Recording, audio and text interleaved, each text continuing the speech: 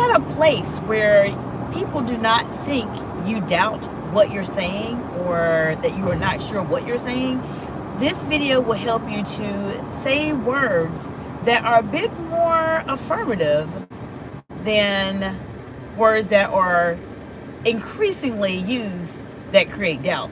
And if you want to be that person that communicates in a very confident way, you definitely want to avoid some of these one-word examples that can cost you leverage in a conversation as a leader. Now, if you are new to me, welcome, welcome. And if you are one of my absolutely amazing subscribers, welcome back, friend. This channel heavily focuses in on advanced communication skills and strategies that will give you an unfair competitive advantage as it relates to how you communicate in those very high-stakes, high-pressure situations. Now, let me know in the comments below if you've ever been in a conversation where you had a sense that the words you were using were not really confident words. Maybe you could have said something a little bit differently. Let me know in the comments below. There are several one-word examples that can cost you leverage in a conversation. Now, before I get to that, I want to tell you what the definition of leverage is to make sure we're all on the same page. Leverage itself, the definition, I'm reading it from my personal phone, is the influence of power used to achieve a desired result. Therefore, when you're in a conversation with someone, it doesn't mean that your intent is to gain power. Your intent is to be able to influence the conversation, which is what we talk about here on the channel. I want to say hello to Cat 23rd. Cat 23rd says, morning, heart. High five, Cat. Good to see you, friend. How you doing today? Now, when it comes to leverage in a conversation, this is something that is going to be very important because you need to have influence or some form of influence in a conversation. So let me share with you just a couple one-word examples that you want to try to eliminate in the conversations you're having. If you have some examples that you have heard that are words that create doubt, then put them in the comments below. Let's talk about it. Let's help our community grow together. A couple of examples would be just, maybe, perhaps, possibly, allegedly. Those are some, thank you for the heart emojis, friends. Those are some one-word examples that will cost you leverage in a conversation. Now, if we elaborate on this a bit more, instead of just saying the one words, there's a lot of words. I'm not a dictionary, even though I just read from Merriam-Webster. I'm not a dictionary, but there's a lot of one-word examples that we mentioned. But let me know in the comments below, what are some examples of words that you have heard people say that tend to make them sound not as confident? And when you do not sound confident in a conversation, you will lose your leverage and your ability to influence the conversation, which is why you want to subscribe to this channel, because I'm going to help to make sure you do not do that. All right, Cat 2030 says kinda. That is a word for sure. Kinda is definitely a word that is used often, but kinda, when you think about it, the kinda is the slang word of it. The actual word they're trying to say is kind of. And when you say kinda, it almost appears as if you're not confident in what you're trying to say specifically. So thank you, Kat, for that word. Anybody else have any words specifically that you have heard people say in the past that make them not sound confident? We have perhaps, maybe, just, allegedly, kinda. What else do you all think? Thank you for the heart emojis, friends. All right, I want to say hello to Maria De Fatima. Hello, Maria. Lego Builders. Hello, welcome, welcome. Maria, let's see. Lego Builders says hi. Maria says thumbs up. Jonelle, hello, says what is regal? Let me know what you're talking about there. Lego Builders. Okay, now, we talked about a couple of words. These are words you want to try to eliminate in a conversation. Kinda is a really good one, Kat. I appreciate you mentioning it up. Cat 23rd says, can at least be one of them. Absolutely, Kat. At least can be one of those words. These words create doubt.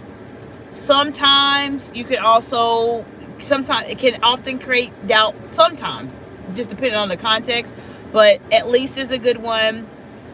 Not sure is an obvious one, right? That creates doubt. I don't know is a very clear one that creates doubt. And let's see, what are some other ones you all come with? Put them in the comments below. Let's talk about them. Now, what can we do instead of saying these words? Instead of saying these words that create doubt, What are some words that you all think that could potentially be used in lieu of these words that create doubt? All right, let me go to the chat really quickly. Hello, Josie Ray. Hope you're doing well. Lego Builders, I will sub. Well, thank you, Lego Builders. I appreciate that.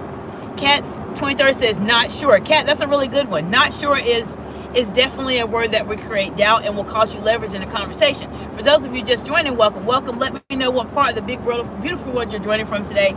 And what are some words or some statements that you have heard people make in high stakes, high pressure conversation that causes you to doubt what they're saying? We came up with some really great examples here. Kat brought up kinda and not sure. I mentioned possibly, perhaps, allegedly, words like that. So let me know what you all come up with. And the goal of this is to mention these words so that you do not say them in a conversation, because it will take away your leverage. And if you missed my definition I read of leverage is your ability to influence a conversation for this particular example, and you want to make sure you are able to influence it. All right, let me go to the chat really quickly.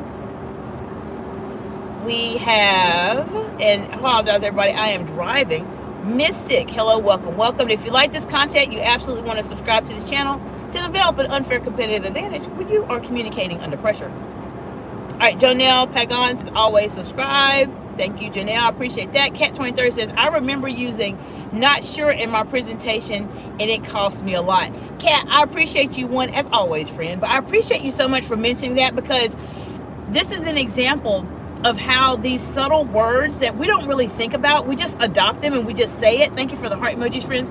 They will cost you. They do cost you a lot. And as Kat mentioned, it costs a lot in the presentation that Kat was doing. We want to make sure that we highlight these words so that when you're in these conversations, you're not saying these words specifically. All right, I'm Adi. Oh, I hope I said that correctly. Okay. Says, so the kinds of words which remove some amount of surety from your statement. Yes, for example, yes, absolutely, that is correct. Words that create doubt. Those are words that you want to avoid using in a conversation. A lot of times, as I mentioned, we just adopt them. We're just so used to saying them. It's something that is ingrained in our minds to create doubt when we speak. That's why a lot of times people will use those specific words, because they're not sure of what they're saying. But the purpose of this channel is to help you communicate in those very high stakes, high pressure situations so that you stand out from everybody else and you don't miss out on opportunities, you don't miss out on increases in your salary, growing your business, and etc., or speaking in front of a group of people. I'm here to help you with that. So that's a good point, Adi. Thank you so much for sharing that. And Billy D. Williams says, you pressure queen. Well, thank you, Billy D. I appreciate that. Jonelle's going to subscribe. Jonelle says, are you a teacher? Somebody asked, where am I at? I'm in South Florida. That's where I live in the United States. Let's see. And we have, okay, the adventure of me says something about me eating corn. I don't know. You obviously don't need to be on the channel. Okay. Let me check this real quick.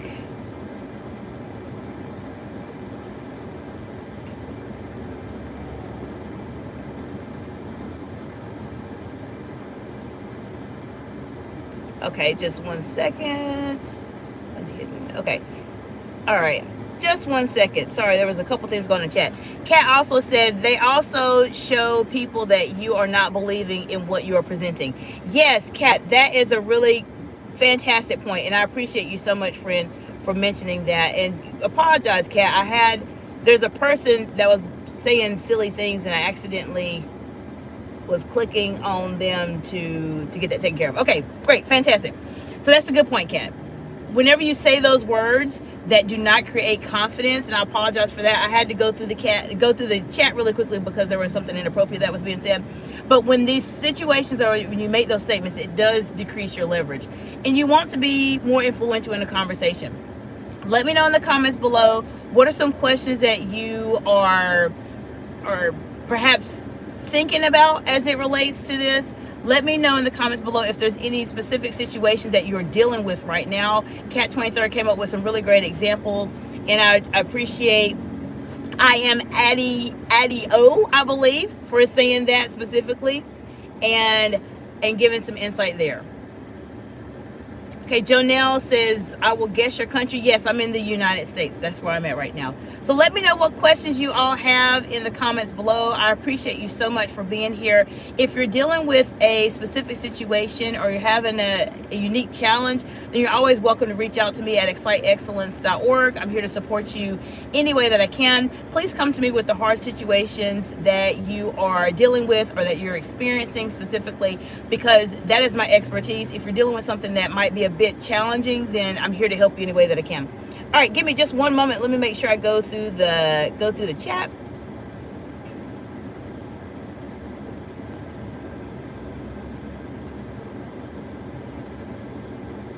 Okay, I believe we are good there. Okay, fantastic. So let me know what questions you all have. We mentioned a couple of one-word examples today.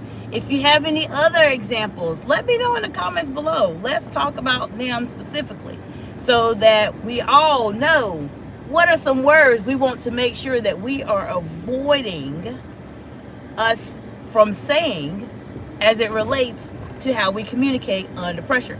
Now, there's a lot of things that are going on in the world right now. Let me see. Jonelle said, hold on just a second. Let me see what's going on in the chat here. Okay, Jonelle says, what is your president because Donald Trump died? Donald Trump's not dead, I don't believe. That I haven't, unless something happened this morning, but I don't think so. All right, Cat 23 says, at Jonelle, he is not dead. Yes, no, he's not. Thank you, Cat. I appreciate you, because I've been driving, so unless something happened, but to my knowledge, he is not dead, and he's still around. Let me know how I can support you. What are some situations that you have been in that have been more challenging, or maybe when you had a situation where you felt like you said something that took your confidence away or took your leverage away? Put it in the comments below. Let's talk about it today. There's a lot of things that are going on in the scheme, I would say, of what's going on here in the United States. We have a lot of elections that are coming up here pretty soon. There will be a couple of videos that you'll see from my channel where I may look at a couple of debates that are going on and provide you with some insight in terms of what are some of the candidates doing in terms of how they communicate that is coming across very well, or what are some aspects of their communication that is not coming across well. I find that, especially with my clients when I work with them, when they're able to see real-time situations actually happen and they're trying to understand, well, how do I really communicate under pressure? What do I need to say? How do I need to say it? At times, it's helpful. I will give you as much as I can. We have a lot of great insight here. Kat gave a lot of great insight here also. But sometimes you actually need to see it happen in real time for you to say, oh, I remember I watched this video and I remember this person said this. Let me make sure that I say this in my conversations, or let me make sure I do not say this in my conversations. So I'm going to be posting a couple videos that are similar to that. If you have anything specifically that you want me to do a video on, Kat gave me a really great suggestion that I'm going to do this week for you, Kat, as it relates to businesses. So I appreciate that. But let me know what you want to see from the channel. If you have topics, or if you see something trending in the media and you'd like to have a conversation about it, feel free to put it in the comments on any one of the videos. I will do a video just for you and give you a shout out on the video as well. All right, let me go back to the chat. Cat 23 says, word mispronunciation once cut my moment when I was doing a presentation. I appreciate you mentioning, Kat. And yes, Kat, that can happen. That can happen. And being articulate in your words is important. One of the reasons why I noticed, Kat, from clients I've worked with and leaders I've worked with and etc., when people mispronunciate words, sometimes we just may be trying to speak a bit too fast when it relates to the specific topic or the specific statement we're making. And oftentimes what will happen is when we're trying to speed up and speak, that our mouth, our vocal cords, and our lips and our tongue, everything's going really fast and we can't pronounce it pronounce the word correctly. It happens. It happens to all of us. And that doesn't necessarily mean anything is bad. Sometimes we just have to slow down. But sometimes when you're in a presentation, when you're in front of a group of people and you're really excited, oftentimes what will happen is that excitement shows. I know for me, when I'm excited about a topic, I get very excited about it. And even though I'm a public speaker I've been a public speaker for the past 20 years, even if I'm excited about something, I have to catch myself and try to slow down a bit, because I know I'll get real excited. There's some topics that I will become a bit more excited about than others. I know what those topics are for me. Therefore, when those situations come up, I intentionally try to slow it down just a little bit. Okay, Cat 2030 says, how do you bounce back when you're in that situation? Or let me see what you're saying. Okay, how do you bounce back when you're in that situation? Okay, when you're in a situation where you mispronunciate a word, it depends on the statement. It depends on the context. So there's two ways you can go about it. One way, you can say nothing and just continue with your presentation. Another way is that you can apologize for what you said. Now, I know you may not want to say, I don't want to apologize in front of a group of people, but guess what? We're humans too. And what I've seen a lot of people do in the past is, if they say, I'll give you an example. If I said a word and I mispronunciated, I would say, let me make sure I say this correctly. Let me say it again. And I would say it with a smile, and I would elevate my voice slightly to add humor to the conversation, because people are people at the end of the day. And if you make a mistake in front of a group of people and you mispronunciate a word, it's okay. It's not going to detract away from your message as much as you think it will, as long as you handle it. So the bounce back would be either to say nothing and just keep going. You could do that and just continue to make everything else sound perfect. Or you can just say, if I can get my words correctly today, and say it with a smile, then people will probably laugh at that. And that's a way to bounce back. But moving forward, when you know you've made that one mistake, then you want to make sure that moving forward for the rest of your conversation, that everything else is where it needs to be. So I hope that gives you some insight. That's what I've done. I've pronunciated words before. I just mispronunciated a word. But it happens. It happens to all of us. It's not necessarily anything that will completely take away from your message. It's for people at the end of the day. But just add a bit of humor to it, because the audience themselves likes humor. And if you can add humor to a slight mistake that you made, it makes you come across as more authentic and more human, which will engage your audience a lot more than you think that it will. People truly appreciate that, especially in the AI world that we're in now, where everything in terms of some of the context, some of our posts, etc., are all perfect, but when we go on video, it's a little different. People want to see a real human. They do. AI is here to support us and provide ways to make our workflow more efficient, but ultimately, we still want to interact with humans. Okay, I'm Addie Yo, says, thoughts on extemporaneous speeches. I am Addie. I could talk about this all day, friend. Impromptu extemporaneous speaking is one of my gifts. That's why I'm here live on YouTube. But let me give you some insights here in terms of my thoughts on it. This is a skill that you absolutely want to learn how to master as a leader, as someone that is communicating in more high stakes, high pressure type of situations. This is a skill you definitely want to be able to master specifically. Now, if you can master this skill, it will set you apart from everybody else, because you will be at a point where you're just advanced. And a lot of times people, they cannot do extemporaneous speaking. They can't think on their feet. I will tell you, I'm Addie. I have a lot of videos here specifically that talk about that, and I'll be able to give you some insight there. Take a look at my playlist, and I'll provide you with some insight that will help you on your journey. All right, let me look at this real quick.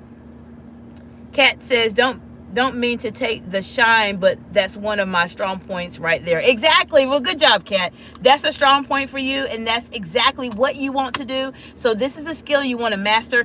Definitely make sure you're at a place where you can put yourself in a situation